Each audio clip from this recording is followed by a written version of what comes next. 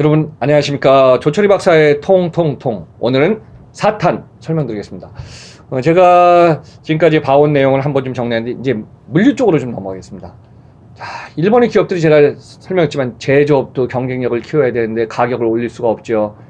유통업은 또 물건이 남아 돌아가는데 가격은 낮추면서 혁신을 일으켜야 되죠. 그러다 보니까 제조업과 유통업이요, 자기가 잘하는 건 누가 한다? 코어 비즈니스는 자기가 하고요, 물류는 될 수 있으면 아웃소싱을 줍니다.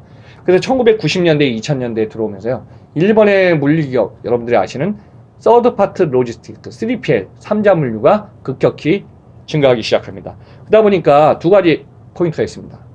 가격을 올려서 서비스 올리는 건 누구나 잘하죠. 근데 가격을 유지하면서 서비스를 올리는 혁신을 시작합니다. 그러니까 물류기업들은요, 결국은 뭐예요? 화주하고의 거래 관계인데, 야, 우리 물류 잘할 테니까 가격 올려줘요. 그러면 어때요? 화주는 물건 가격 절대 안 올려주죠. 어떻게? 가격은 동결하면서 물류 한번 혁신하는 거 잘 보여줘봐. 그러면 우리가 거기에 맞춰서 할게요. 그래서 이제 2010년 이후에는 일본의 이제 선진 기업 중에는 개인 쉐어링이 하겠습니다. 미국에서는. 자, 계약을 해갖고 상호 간에 이익이 나면요, 이익을 나누는 거예요. 그래서 이제 성과적인 그런 제도가 있었습니다. 여러분들 한번 생각해 봅시다. 선진 기업들은요, 물류 기업 중에 화주가 없습니다. 자, DHL, 페덱스, UPS 다 어디에요? 제3자 물류로 거래처의 물류를 갖고 옵니다. 자, 일본 기업 한번 볼까요? 지금 20조 원 갖고 있는 일본 통은 야마토, 사가와, 긴테스 익스프레스 다 뭐예요? 화주 없어요. 근데 이제 우리나라는 유일하게 대기업 안에 물류회사가 2잔이 3잔이 됐다 보니까 물류회사가 포함된 것입니다. 자, 일본의 대표적으로 히다치 제작소, 한 100조 원 되는 히다치 제작소의 물류회사 하나 있었습니다. 히다치 물류라고요. 지금 한 창업한 지 70년 됐는데 그 회사는 3자 물류, 서드파트 로지스틱 잘하고 레퍼런스, 유통 물류, 제조 다양한 걸 다 하거든요. 이런 기업의 특징이 하나 있습니다. 결국은 화주, 모기업의 의존도를 줄여갖고 지금 한 70, 80%가 다 뭐예요? 외부에 있는 제3자 물류를 하고 있습니다. 그래서 이제 결국은 물류 혁신할 때 포인트는 뭐냐면요, 가격을 올리는 게 아니라 서비스를 향상시키면서 가격을 유지하는, 이런 게 이제 너무 중요합니다. 그래서 이제 3PL가 확단되면서요, 제가 이런 얘기 했습니다. 글로벌 시장으로 일본은 2000년 지나서 진행하면서요, 현재를 하다 보니까 국내 기업과 해외 기업이 있을 때 포인트가 하나 있습니다. 일본은 이제 기업이 먼저 나가면요, 정부가 이렇게 길을 만들어준 게 아니라 기업이 나가서 하면은 정부가 하죠. 그래서 이제 여러분들 동반 성장, 동반 진출 얘기 들어보셨죠? 제조업이 나가서 유통기업이 나가면요, 물류기업이 같이 쫓아갑니다.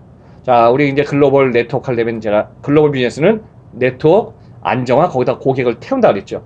글로벌 네트워크가 되려면 어때요? 그만큼 투자 기간이 들어가고 그만큼 물량이나 인프라가 안정화돼야지 수익 구조 나옵니다. 자, 해외 기업에 나가갖고 하면서 어때요? 외국 기업을 갖다가 비즈니스 파트너를 하면서도 일본 기업을 도와줬다는 얘기죠. 이제 그런 시장이 가다 보니까 현지와 인프라 네트워크가 동시에 확장하다 보니까 이 시장에서 일본은 좀 안정적으로 가고 있습니다. 그래서 전 세계 시장에서 글로벌화가 진행되는 거는 너무나 중요하고요. 그 상황에서 제조, 유통, 물류 중에 혁신을 해야 되는데 우리나라 지금 물류 기업 어떻습니까?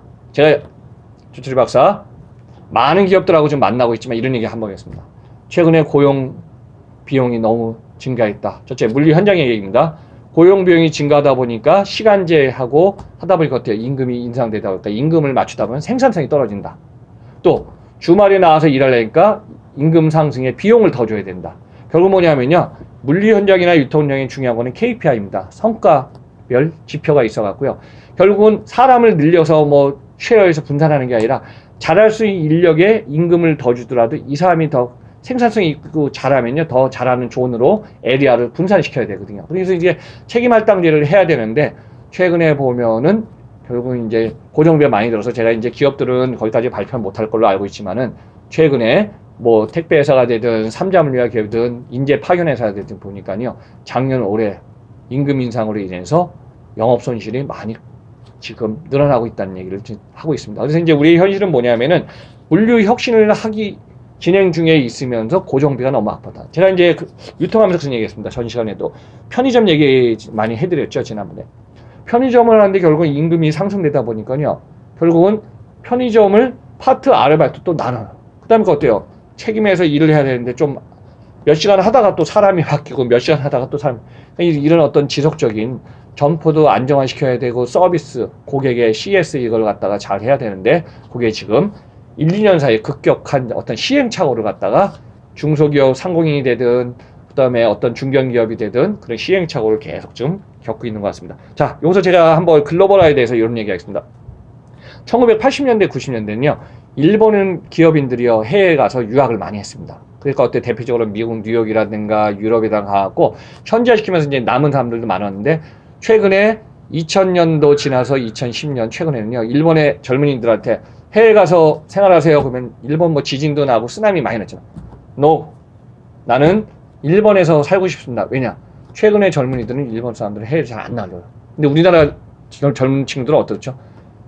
글로벌에 나가서 내가 일할 자리가 있으면 나한테 역량만 맡겨주면은 동남아시아든 어디든 가서 일하겠다는 제가 이제 후배들 만나서 이렇게 얘기 들어보면은 그런 친구들이 많이 있습니다. 그래서 결국은 글로벌로 나가는 우리나라가 지금 중요한 포인트에 있기 때문에 이 젊은 친구들이나 이런 쪽으로 지금 글로벌 지원 육성책 할 수 있는 걸 좀 많이 좀 만들어줘야 될 걸로 보고 있습니다. 결국 이제 사람이 생활하면서요, 여러분들 해외로도 많이 다니지 않습니까? 자, 이런 얘기가 있습니다. 1990년대, 2000년대부터 일본은 지금 해외로 많이 나갔어요. 자, 우리나라는 1988년 올림픽 하면서 해외로 나갑니다. 근데 여기서 재미난 생각이 하나 있습니다. 5년 전만 해도 우리나라 뭐 저 해외 관광에 1,500만 시대 있지 않았습니까?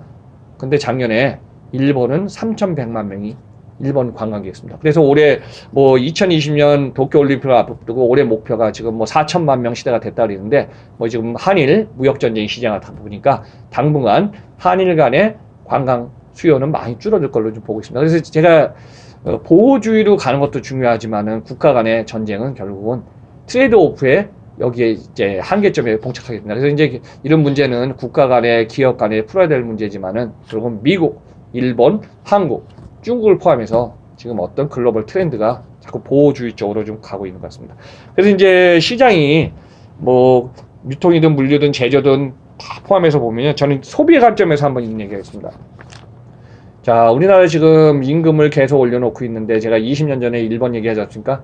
임금이 동결하다가 소비가 커지지 않는 건 사실이었는데 우리는 지금 임금을 갖다가 올려놓으니까 결국은 임금을 올린 만큼 어떻게 고용이 축소되고 있습니다. 좋은 얘기로 하면 고용을 분산시킨다고 얘기하는데 고용 가치가 확대돼서 질적 성장이 돼야 되는데 질적 성장이 안 되다 보니까 결국은 임금에 대비 고용도 축소되다 보니까 어때요? 소비하고 연결할 때 직격탄을 맞고 있습니다. 자, 한번 보십시오. 결국은 요즘 혼밥, 혼술, 혼놀이 그냥 트렌드가 아닙니다. 집에 가서 먹는 게 싸니까, 그 다음에 배달하는 게 편하니까 이런 트렌드로 우리나라 지금 소비가 가고 있기 때문에 여기에 맞물려서 지금 유통기업 고민할 수밖에 없죠. 제조기업은 지금 원가를 올려야 되는데 계속 올리면 어때요? 생산 출고 가격이 올라가면 어때요? 유통 가격이 같이 올라가야 되니까. 그래서 이제 이런 시점에서 제가 작년 재작년에 이런 얘기 하지 않았습니까?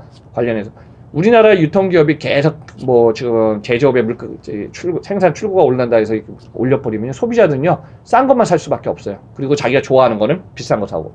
근데 최근에 어느새 우리나라 유통 매장에 물건 가서 보면은 온라인 시장이야 뭐 싼 거는 저렴한 거 알지만 유통 시장도 보니까 프로모션을 너무 많이 하고 있어요. 왜냐? 고객을 유인해서 직갱력을 물건을 안 팔면 결국은요 매출이 올라야지 무슨 이익이 나오지. 그래서 지금 이런 우리나라의 유통기업도 딜레마에 지금 빠져 있는 걸로 제가 보고 있습니다. 저는 국제 간에 한국이다, 일본이다, 중국이다, 미국이다 아니라 글로벌 시장에서는 지금 풀어야 될 숙제가 너무 많지만은 이걸 갖다가 뭐 지금 일시적으로 풀 것도 아니지만은 결국 국내 소비자, 제가 항상 얘기했지만 해외로 많이 다녀야 되고 해외에서 들어와야 되고 이런 비즈니스가 앞으로 국제 간에는 경쟁 관계를 떠나서 그런 시대가 지금 벌써 진행 중에 있습니다. 그래서 여러분들 뭐 이제 마인드를 저는 이렇게 생각하고 있습니다. 이제 앞으로 이제 무역 전쟁은 진행하면서 이제 풀릴 거로 좀 보고 있는데 개인 소비를 갖다가 뭐 국내에서 그렇다고 뭐 국내만 있을 겁니까? 동남아만 갈 겁니까? 아니지 않습니까? 그래서 이제 여러분들이 가치를 어디에 두고 어떤 쪽으로 지금 움직이냐는 너무 중요합니다. 자, 제가 마지막에 이런 얘기했습니다. 글로벌 비즈니스에는 물류는 모든 분야에 다 들어가 있습니다. 그래서 한 10년, 15년 전에 이런 키워드가 있었습니다. 글로벌 비즈니스에 물류를 지배하는 자, 전 세계를 지배한다. 맞는 얘기입니다. 물류가 모든 인프라에 다 들어가 있다. 여기서 중요한 포인트 하나 더 있습니다. 그걸 만드는 생산, 제조하고 유통이 있습니다. 근데 생산과 제조, 유통하는 데는 어디를 보죠? 소비입니다. 소비가 막히면요. 소비 이즈 프로입니다. 소비 이즈 스톱이 돼버리잖아요. 생산도 줄지요. 유통도 멈춰있죠. 그래서 앞으로 글로벌 시장에서는 즐겁고 행복하고 활기찬 소비를 만드는 활력소를 만드는 게 앞으로 이제 국가도 참 중요한 역할입니다. 그래서 이제 소비 시장을 앞으로 우리가 어떻게 만들어가고 즐거움을 만들어가냐, 이것이 국제 무역 전쟁뿐만 아니라 소비를 활성화시키는 거 우리나라의 앞으로 중요한 포인트라고 저는 보고 있습니다. 소비는 자유로워야 되고 소비 시장은 커지고 열려야 됩니다. 그래서 조철희 박사 통통통, 오늘은 이것으로 마치겠습니다. 여러분 감사합니다.